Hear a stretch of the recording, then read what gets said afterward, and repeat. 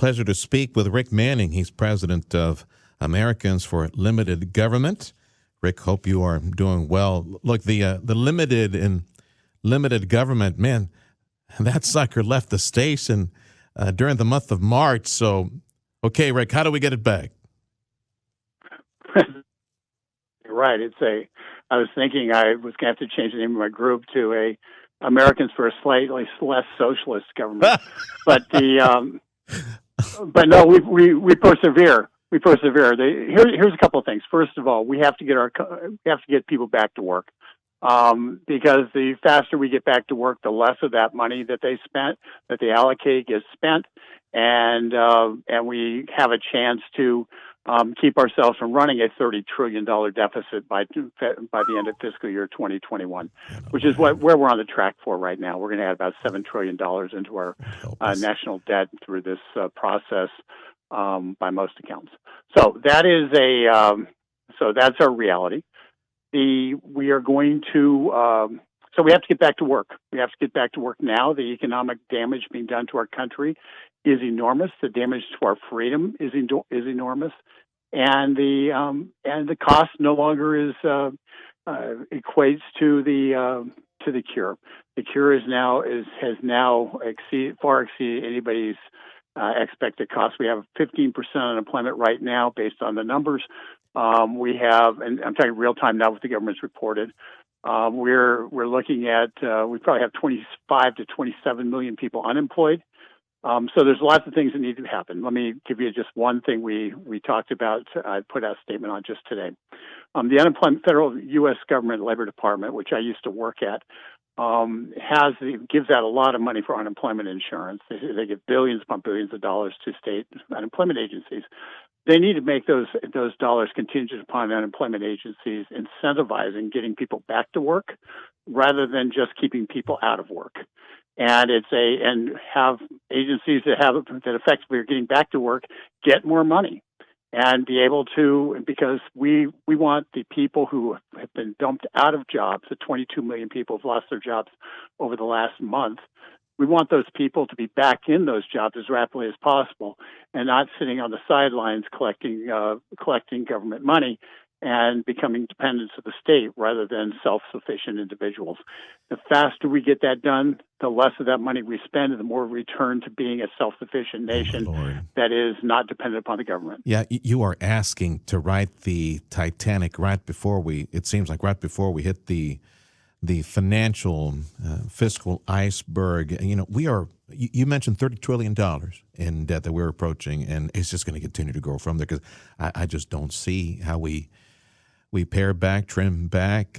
We're going to approach an era where we have $1 trillion in interest payments alone on the national debt. It is just mind-blowing. And with the political culture that we have up in D.C., with the Democrats controlling the purse strings, we're talking about same Democrats, many of them still were there back then because they've been up there forever, it seems. Remember how they were pushing for 90 plus, 96 weeks of unemployment with no strings attached during the Obama years, and they were constantly pumping debt into the markets and the QE1, QE2, and XYZ, all these Now we're back to QE spending as well. It is scary. Is there any hope outside of sounding the alarm in the American electorate, understanding what needs to be done to trim back spending and grow the economy again, to put money back in the piggy bank? Is there any hope that we can save the republic? Because this is unsustainable, the course that we're on. It is unsustainable, and the answer is yes. First of all, people now have an appreciation for freedom. They know the idea that it can't happen here no longer. They now understand it can. We see governors around the country encouraging your neighbors to basically rat you out if you happen to walk down the street with a mask on. Yeah. So we're seeing that yes, it can happen here, and Americans' backs are getting up about this, and they're gonna basically demand freedom. So that's happening right now. But in terms of our overall spending, just because they say that it can be spent doesn't mean it has to be spent. And the faster we get back to work, the less of that money they allocated is spent, And perhaps we don't end up in 30 trillion. We're on a path to 30 trillion, but that doesn't mean we have to spend that much money. It just means that right now it's allocated and is available to be spent. So we get back to work. We don't spend as much money. I'll tell you a simple way to get the bureaucracy under control. If the unemployment rate's at 15%, then there should be 15% of the federal bureaucracy laid off. State and local bureaucracies, if there's an unemployment rate of 15%, 15% of the state and local bureaucracy should be laid off. The public sector has to feel the same economic pain that they are putting on the private sector. And once that occurs, the public sector will be much less willing to put pain on the private sector, inflict pain with absolutely no sense that destroying the economy is a bad thing. Yeah. So we have to force the public sector to feel that pain as well. No, I understand, brother. Rick Manning is president of Americans for Limited Government. We are back to 2008, back to 2009 and 2010, back to the Tea Party years, and fiscal responsibility and in cutting back spending. This political philosophy that, yes, I was screaming my head off back then, and I just don't see how we get there, because I saw an American electorate that twice voted Obama in, and the same cats were sent to Washington that kept funneling money, spending money on the public sector, and, of course, all the unions in the public sector, police and fire and all these state employees and government employees, and just ignored the golden goose, feeding the golden goose that provides the egg for the public sector.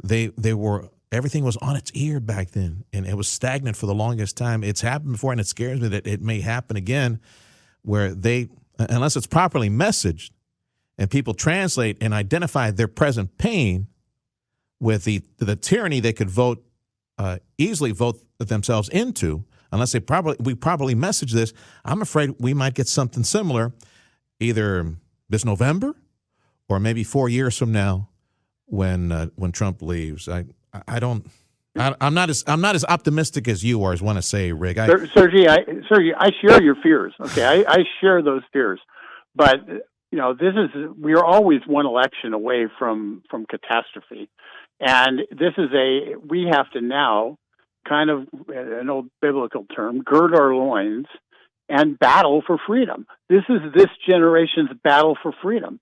Now, one thing that Nancy Pelosi is going to try to do in this next stimulus bill, I use that quotes around it, this next stimulus bill, she's going to try to create a pathway for socialized medicine under the excuse of trying to deal with surprise medical billing. Yep.